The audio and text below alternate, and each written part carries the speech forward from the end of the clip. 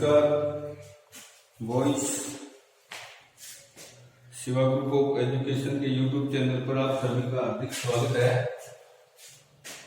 आज English grammar के अंतर्गत हमारा जो टॉपिक होगा वो होगा टेंस। टेंस का मतलब होता है काल या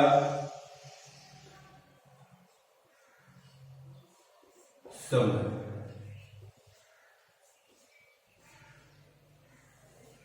काल या समय। इसके बाद आता है टेंस, टाइप ऑफ टेंस।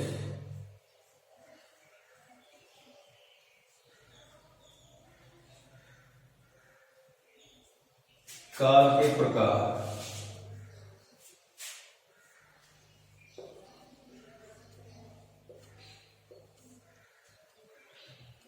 काल के प्रकार।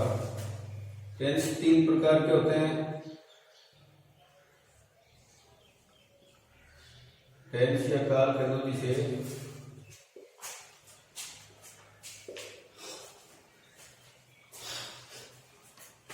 तीन प्रकार के होते हैं।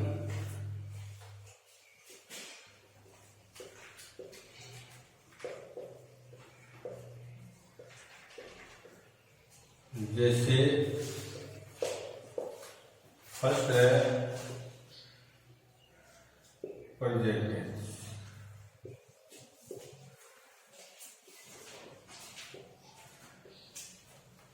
प्रेजेंट टेंस मीन्स वर्तमान काल।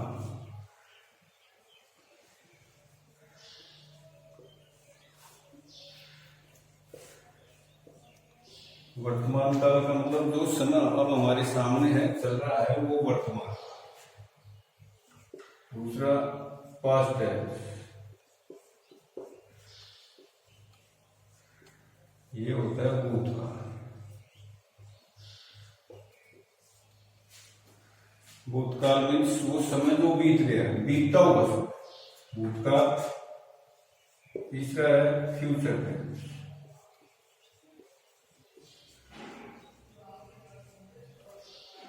फ्यूचर टेंस होता है भविष्य का।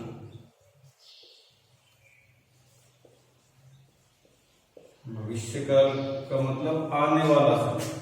इस प्रकार से टेंस कितने प्रकार के बताए? 3 प्रकार के। प्रेजेंट टेंस वर्तमान काल, पास्ट टेंस भूतकाल, फ्यूचर टेंस होता है भविष्य काल, आने वाला। इसके बाद चलेंगे प्रत्येक टेंस के 4 भाग होते हैं।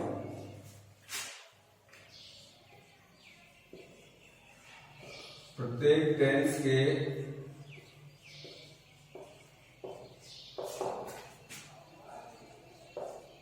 4 भाग होते हैं।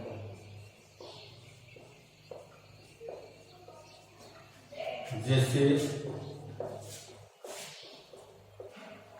फर्स्ट है present tense.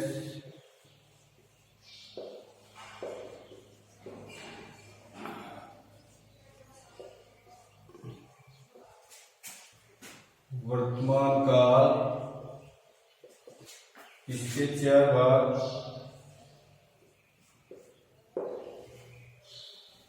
Present indefinite.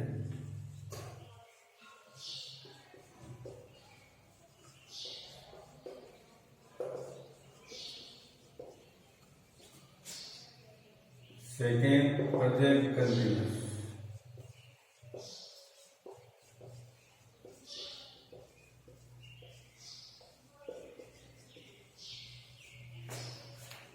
Third present perfect tense.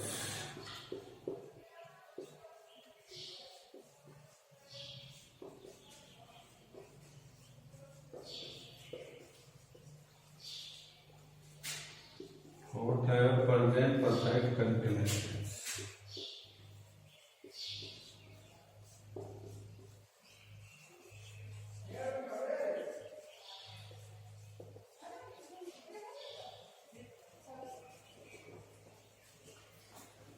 इस तरीके से प्रेजेंट टेंस के 4 भाग हो गए। Present indefinite tense, present continuous tense, present perfect tense, present perfect continuous tense. ठीक इसी प्रकार से पास्ट टेंस के भी 4 भाग होंगे। पास्ट के बाद फ्यूचर टेंस के भी इसी प्रकार से 4 भाग होंगे। कुल मिलाकर के 1 + 3 + 12 है।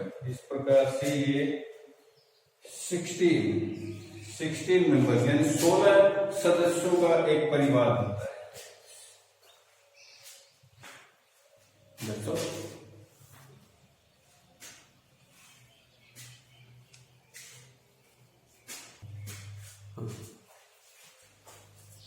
ठीक, प्रेजेंट टेंस के अंदर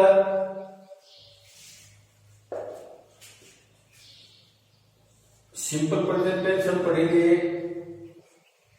सिंपल प्रेजेंट टेंस या प्रेजेंट इंडेफिनिट टेंस।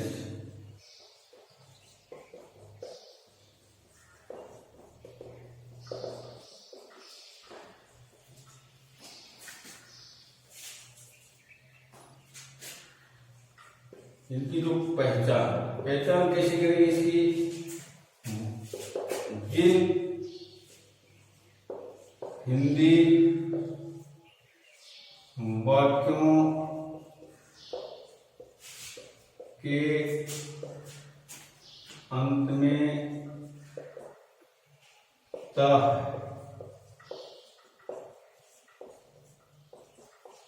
ती है, ते है इत्यादि शब्द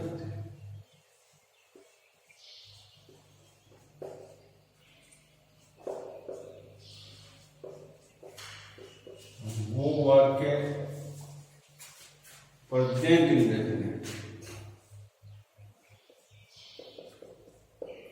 इंडेफिनिट टेंस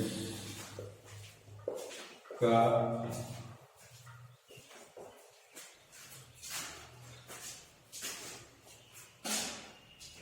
सेंटेंसेस 4 प्रकार।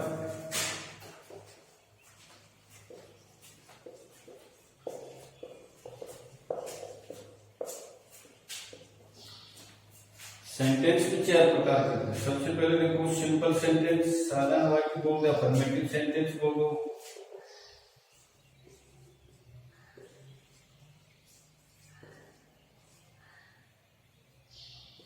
सिंपल सेंटेंस, नेगेटिव,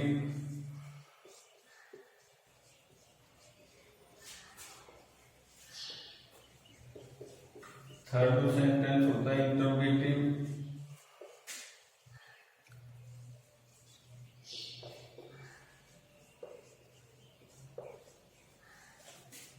फोर्थ प्रकार का जो सेंटेंस बनाएंगे वो इंटरोगेटिव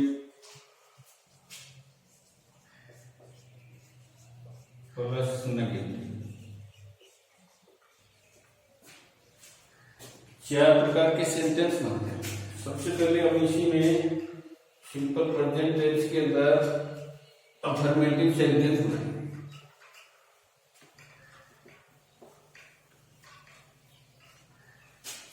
अफर्मेटिव सेंटेंस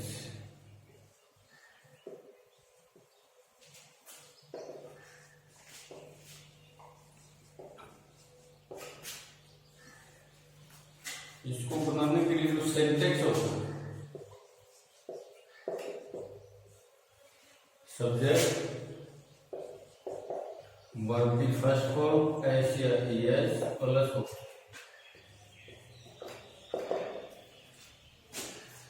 ध्यान देने में कोई भी सिंपल सेंटेंस होता है उसमें 3 चीजें मुख्य रूप से होती है। कौन कौन सी? सब्जेक्ट, सब्जेक्ट का मतलब कर्ता, इसके बाद वर्ब, वर्ब का मतलब क्रिया, और एक होता है ऑब्जेक्ट, ये होता है कर्म। कर्ता काम को करने वाला है, जिसके बारे में बात की जा रही है वो कर्ता होता है। कर्ता क्रिया, कर्ता के द्वारा जो काम किया जा रहा है वो क्रिया, और क्रिया का प्रभाव जिस पर पड़ता है वो। सिंपल सेंटेंस के अंदर ये 3 चीजें अनिवार्य आवश्यक रूप से होते हैं, सब्जेक्ट, वर्ब और ऑब्जेक्ट। कर्ता क्रिया और कर्म, कर्ता का मतलब कार्य को करने वाला या सेंटेंस वाक्य में जिसके बारे में बात की जा रही है वो कर्ता होता है। कर्ता का प्रभाव, कर्ता के द्वारा जो काम किया जाए वो क्रिया, क्रिया का प्रभाव जिस पर पड़ता है। ये सिंपल सेंटेंस में तीन चीजें मुख्य रूप से होती हैं। अफर्मेटिव सेंटेंस इसके बनाएंगे प्रेजेंट इंडेफिनिट टेंस के, तो सब्जेक्ट वर्ब की फर्स्ट फॉर्म एस। अभी देखना है कि एस किसके साथ लगता है। इसमें पर्सन होते हैं तीन पर्सन होते हैं, first person, second person, third person. First person में आता है आई और बी, सेकंड पर्सन में यू, और थर्ड पर्सन में आता है he, she, it, any. First person में आई और बी, सेकंड पर्सन यू हमेशा सेकंड पर्सन होता है, third person he, she, it, any. ऐसे यस का लगता है अफर्मेटिव सेंटेंस में जहां सब्जेक्ट, थर्ड पर्सन और सिंगुलर नंबर,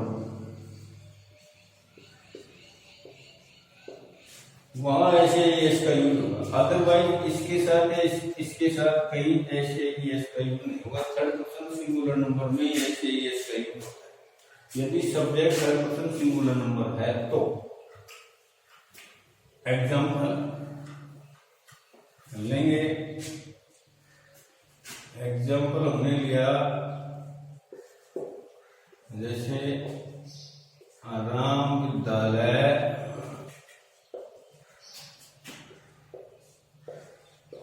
जाता, सिंपल सेंटेंस रहता है।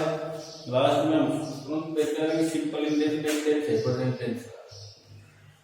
राम यहाँ सब्जेक्ट है क्योंकि इसी के बारे में बात की जा रही है या इसी के द्वारा कोई काम किया जा रहा है। मेन वर्ब क्या है इसमें, जा। बनाएंगे इसके अकॉर्डिंग तो Ram.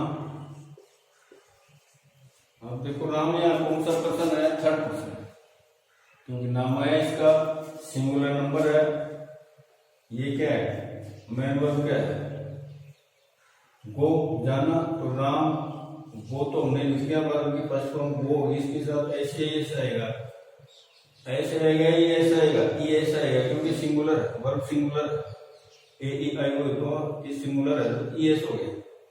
Goes, Ram goes to school. अब यार टू क्यों लगा स्कूल के साथ में, क्योंकि स्कूल हॉस्पिटल निश्चित जगह है, इधर उधर होने वाली नहीं, इसलिए क्यों लगेगा। Ram goes to school, Ram विद्यालय जाता है। मैं एक पुस्तक पढ़ता हूं।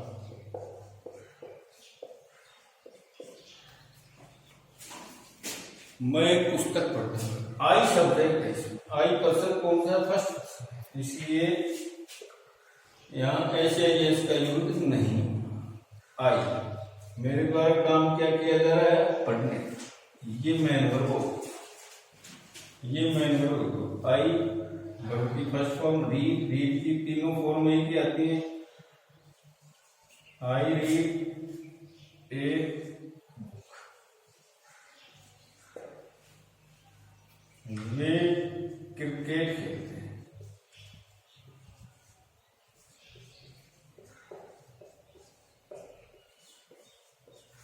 सब्जेक्ट दे, इनके द्वारा काम क्या किया जा रहा है, खेलने का। क्या खेल रहे हैं, क्रिकेट। तो ये सब्जेक्ट हो गया, वर्ब हो गया, ये ऑब्जेक्ट हो गया। प्लूरल नाउन है, ऐसे ये इसका यूज हो नहीं सकता क्योंकि थर्ड पर्सन सिंगुलर नंबर में होता है। They play cricket. इस तरीके से सिंपल सेंटेंसेस होते हैं, साधारण। इसके बाद नेगेटिव सेंटेंस।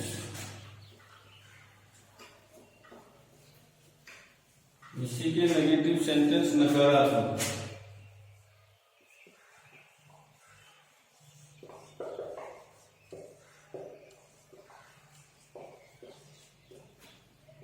नेगेटिव सेंटेंस बनाएंगे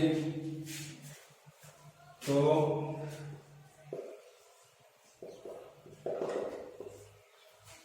इसका जो सेंटेंस हो जाएगा वो सब्जेक्ट, प्लस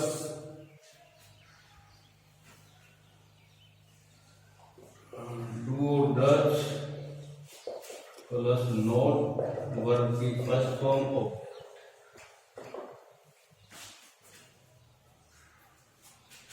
डू किसके साथ आएगा और डच किसके साथ? आई, वी, यू और दे इनके साथ डू का यूज, बाकी ही, सी, इट, एनी इनके साथ नोट का यूज ठीक इसके बाद सब्जेक्ट उदाहरण लिया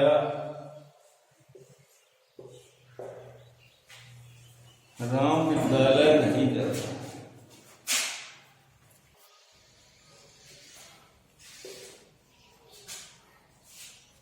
वह विद्यालय नहीं जाता है।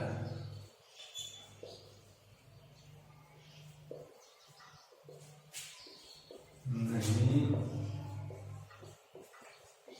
कैसे पता चला कि नेगेटिव सेंटेंस है? क्योंकि इसमें नोट आया, इसलिए नेगेटिव सेंटेंस है। कैसे बनेगा सेंटेंस का सब्जेक्ट, इसमें ही सब्जेक्ट है, ही के साथ में क्या आएगा? हेल्पिंग वर्ब डच, ही डच, फिर नॉट वर्ब की first form go, to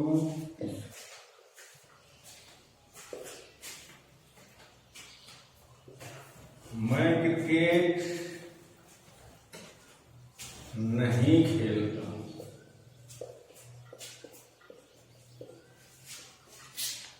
I subject है, मेरे द्वारा काम किया गया है खेलने का, तो आई लिखा, आई के अकॉर्डिंग एल्फबेट क्या है? Do, I do not play cricket.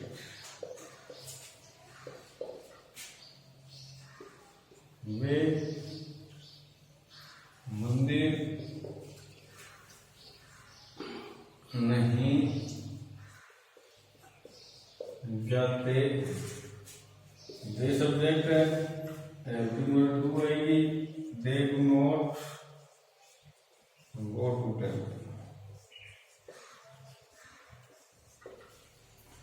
ये नेगेटिव सेंटेंस हो गई। इसके बाद में आता है इंटरोगेटिव।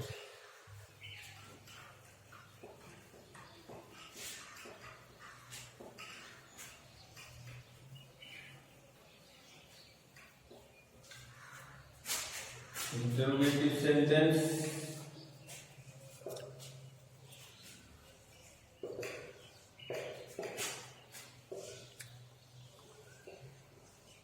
प्रश्नवाचक वाक्य, इस टेंस के प्रश्नवाचक वाक्य जब बनाएंगे तो सबसे पहले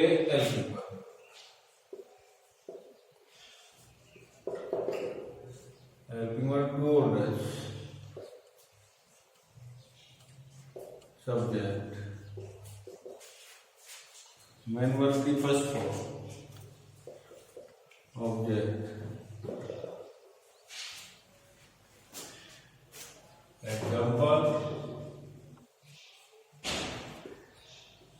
क्या मोहन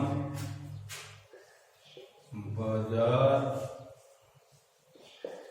जाता है?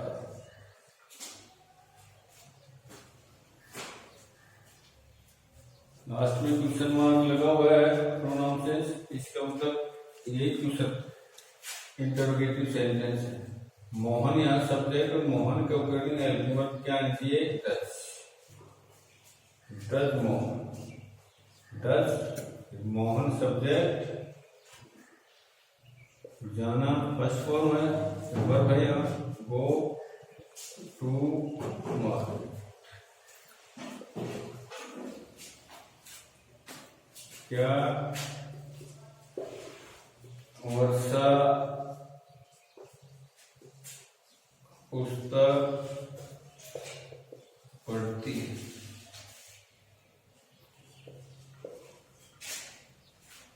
क्या वर्षा पुस्तक पढ़ती? इस सेंटेंस में देखो सब्जेक्ट क्या है? वर्षा, वर्षा के द्वारा काम क्या किया जा रहा है? पढ़ने का। ये मैन, ये वर्षा ठीक मोहन जैसे सब्जेक्ट था वैसे वर्षा, इसलिए यहाँ भी डच का ही थर्ड पर्सन है। Dutch Varsha read a book या बुक।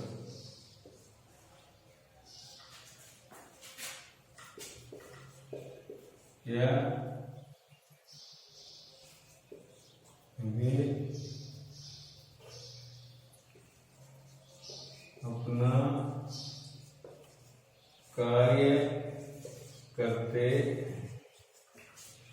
ये सब्जेक्ट है, डू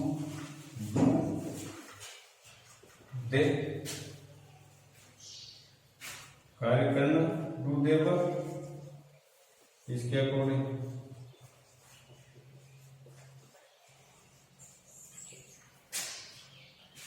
इस प्रकार से इंटरोगेटिव सेंटेंस बना। इसके बाद आता है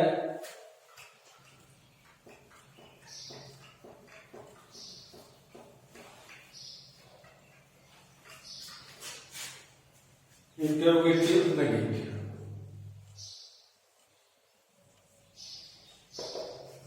इसी का इंटरोगेटिव नेगेटिव चौथा लास्ट पार्ट।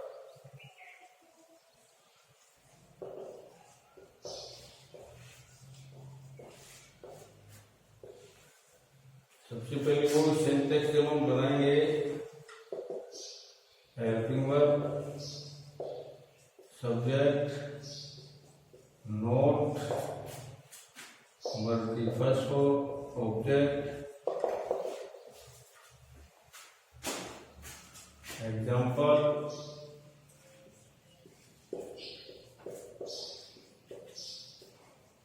क्या नीरज कक्षा में शोर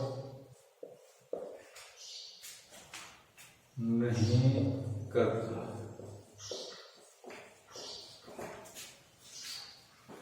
क्या नीरज कक्षा में शोर नहीं करता। देखो नीरज यह सब्जेक्ट है, नेगेटिव है, इंटरोगेटिव नेगेटिव है।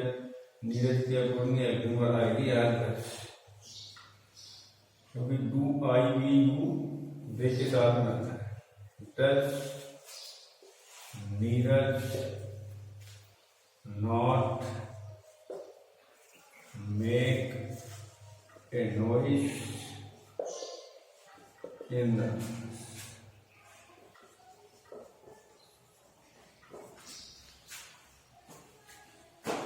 Does Neeraj not make a noise in the class. In class पे आ जाता है, इन द क्लास। क्या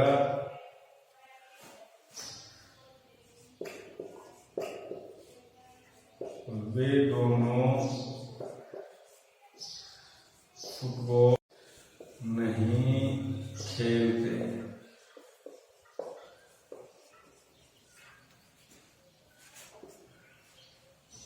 डू आई हेल्पिंग वर्ब भी है, सब्जेक्ट डू, बोथ दे, वे दोनों, दे बोथ या both they, both they, not play,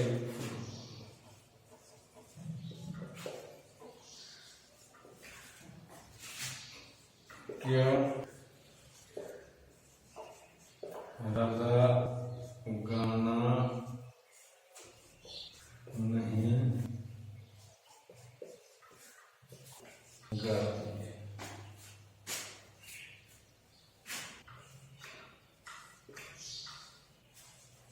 Does Radha not sing song? That's